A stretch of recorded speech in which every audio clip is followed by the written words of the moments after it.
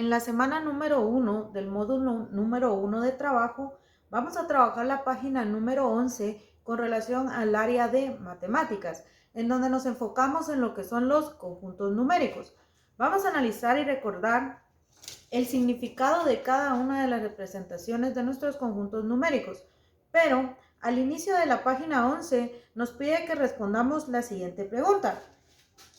¿Cuál es el total de población de nuestra comunidad? Podemos tener un dato exacto o solo una estimación del número de habitantes. En este caso, para poder responder la pregunta, tomemos en cuenta de que las estadísticas de las personas se van actualizando dependiendo. Por ejemplo, hay personas que al mismo tiempo que están naciendo también están muriendo. Entonces, podemos únicamente estimar dependiendo del horario y el día en el que nosotros estemos sacando los datos. Si nosotros buscamos en el internet, nos va a aparecer un dato el cual se va a estar actualizando dependiendo de las personas que se están registrando y también de las personas que se toman en cuenta como fallecidas. Entonces, en este caso, para poder responder esta pregunta, únicamente lo podemos hacer por medio de estimaciones dependiendo del día y del horario en el que nosotros estemos resolviendo esta actividad. Después nos dice, el conjunto de los números reales se representa de la siguiente manera y aparece un dibujo similar al que yo tengo en la pizarra. Entonces, en la definición de los números reales nos dice que son los números que se expresan en forma decimal finita y decimal infinita. Eso quiere decir que los podemos caracterizar de diferentes maneras. Existen distintos números reales, los cuales se van derivando de la siguiente forma. Contemplando el diagrama que nos aparece, nos pide que coloquemos el significado de cada una de las letras. Entonces, vamos a comprender primero cuál es el significado y el nombre de cada uno de estos símbolos. En este caso, la letra I representa los números irracionales, que son todos aquellos que tienen una parte decimal infinita. Quiere decir que la parte decimal no se puede contar. Como por ejemplo, podría ser el número pi. Podría ser nuestro número pi, que tiene como valor 3.1416 y la parte decimal es infinita. También tenemos los números racionales, que son todos aquellos que se pueden representar por medio de fracciones y que tienen una parte finita. Quiere decir que sí se pueden contar. Y aquí podemos colocar alguna fracción, ¿verdad? Como por ejemplo 3 medios, un cuarto y así sucesivamente. O por ejemplo 1.5, que tiene una parte finita. Quiere decir que sí se puede contar.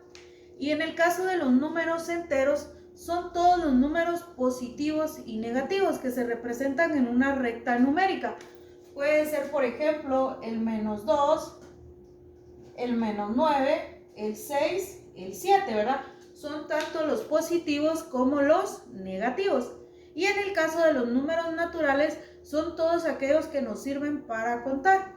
Por ejemplo, puede ser del 0, el 1, el 2, el 3 y así sucesivamente. Entonces, para poder completar esta actividad, yo estoy colocando algunos ejemplos, pero ustedes pueden colocar otros ejemplos que cumplan con las características de cada uno de estos símbolos. Recuerden que la letra I representa los números irracionales, la letra Q representa los números racionales, la Z representa los números enteros, la N los números naturales y en el caso de la letra R son todos los números reales. Quiere decir que son todos estos, es toda nuestra clasificación.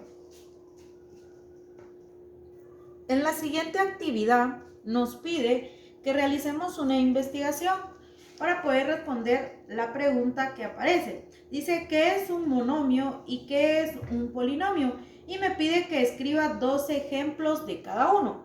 Bueno, nosotros lo vamos a realizar de forma breve. Ustedes tienen que indicar un poco más de información y colocar ejemplos distintos a los que yo voy a colocar en los que están en el video. Entonces, un monomio quiere decir que es una expresión algebraica que contiene un solo término. Un término es la unión de una variable y de un coeficiente. Para comprender mejor estos conceptos, vamos a analizar cuáles son las partes de un término. Un término es la unión de un número entero y de una variable. En este caso, por ejemplo, tenemos la siguiente expresión y le vamos a colocar que este es su signo,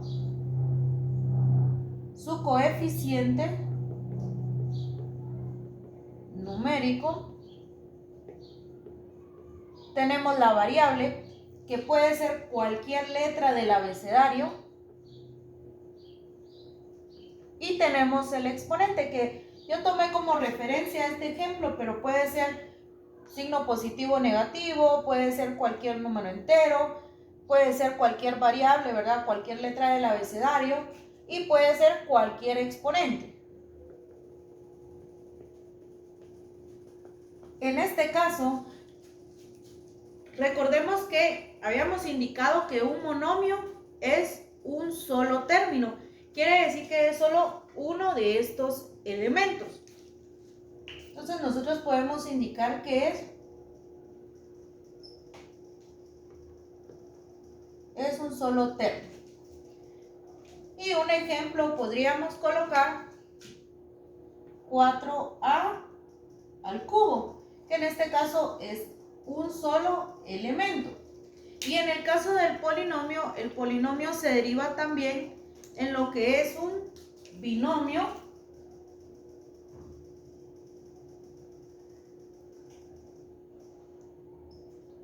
Un binomio, que en el caso de los binomios, un binomio es aquel que contiene dos elementos. Entonces nosotros indicamos que es el que contiene dos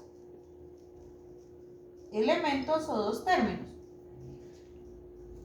Vamos a recordar que en este caso, para representar dos términos, necesitan estar separados, ya sea por un signo positivo o un signo negativo. Los únicos que pueden separar términos es el signo más y el signo menos.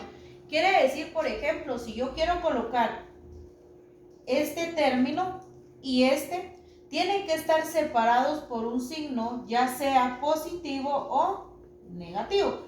Aquí ya podemos indicar 1 y 2. Por lo tanto, ya esta expresión algebraica se le denomina como un binomio. También en el polinomio encontramos el trinomio, que en este caso son 3 términos. Nuevamente tomamos en cuenta que para separarlos tienen que estar separados por el signo más o el signo menos. Y podríamos escribir, los que estoy colocando aquí son inventados, ¿verdad? Ustedes también los pueden inventar. Media vez cumpla que vaya a ser un binomio, que vaya a ser un trinomio y un monomio. Por ejemplo, podríamos colocar 4y a la cuarta más 2x al cuadrado menos 9a a la cuarta. En este caso analizamos, ¿verdad? Tenemos 1 separado ya sea por un signo más o un signo menos, tenemos 1, 2 y 3. Y a este polinomio ya se le denomina como un trinomio. Y en el caso de las expresiones algebraicas que ya tengan de 4 en adelante, a esas expresiones ya se le denominan como polinomios. Por ejemplo, podríamos colocar, recordemos que ya se le llama polinomio de 4 en adelante.